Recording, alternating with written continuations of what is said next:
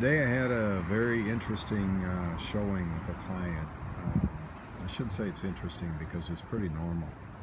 But what was interesting about it was I was listening to all the things that are being discussed and how important everything is, all the little details. There's an old saying, the devil's in the details, but so is God.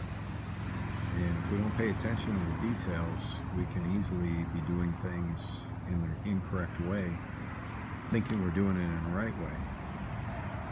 The reason why I find this particular deal interesting is I talked to the guy. He emailed me Monday, Tuesday, something like that, and immediately was like, okay, I'm going to jump in a plane and come down and look for something. His wife is a Mexican national, and she's in the States illegally, like quite a few people. And they're not having troubles with immigration or anything, but they just feel like, it's time to get out. He was born in San Diego, so living here in Baja seems like the perfect place. And so they put their house on the market in Reno, got some instant offers, etc., and here he is today. Now here's the interesting part, or the part that is important to understand. Why did he choose me? Well, first of all, I had a very good listing that he liked. And it's not even the house that he ended up putting the offer on. But the reason he contacted me is because of the listing. And the reason I have the listing is because the buyer, or the seller, contacted me to sell his property. And the reason he contacted me to sell his property is because he heard nothing but good things about me. So that's the first aspect of it, is how do you get your buyers? And a lot of it is word of mouth and doing the right things. So then when the guy contacted me, and by the way, I'm just sitting here enjoying the sunset as I'm speaking with you.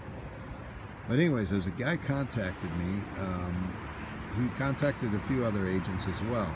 And I was the first one to respond, which is fairly typical. I jump on them as soon as I can, which is extremely important. The early bird gets the worm, as the old saying goes.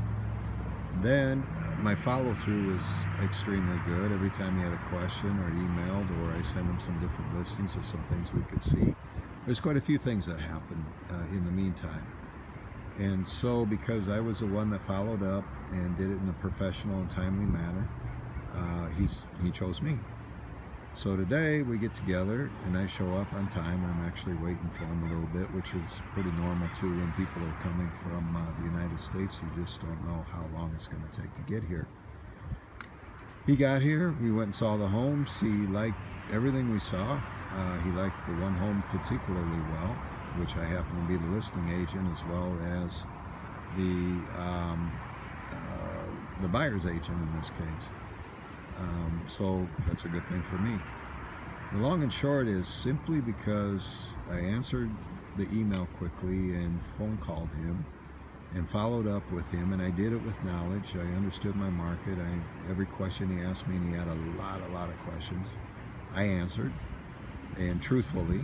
He kept saying, I like the fact that you're truthful, which kind of indicates maybe he didn't like all my answers, but he knew it was the truth. So anyways, long and short of it is he's willing to write a check for over $400,000, which is a $20-some thousand commission, and do so with maybe, well, we looked at property today for about 4 hours, and we spent maybe another hour or two maximum on phone calls, emails, follow-through things. I'd like to say, that's abnormal. Actually, I'm glad I don't have to say that, because it's not. And the reason why, somebody's going to write a $400, $500 million check with you, they got to trust you. And the way you build rapport and trust is doing the right things, answering phone calls, returning emails, knowing your product, showing up on time, dressed professionally, shaved. A lot of guys these days, they got beards and longer hair, especially here in Baja. I still cut my hair nice, always clean shaved. And it's important because, not everybody cares if you're clean shaved or not. My client today wasn't. He probably wouldn't have cared. But there's those that do.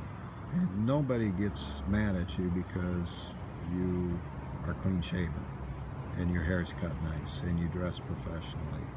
But some people will get upset because you're not. And so you take the path where you look the most professional. And that's the main point. Do things at a high professional level so people want to do business with you. And they choose you because you are the professional.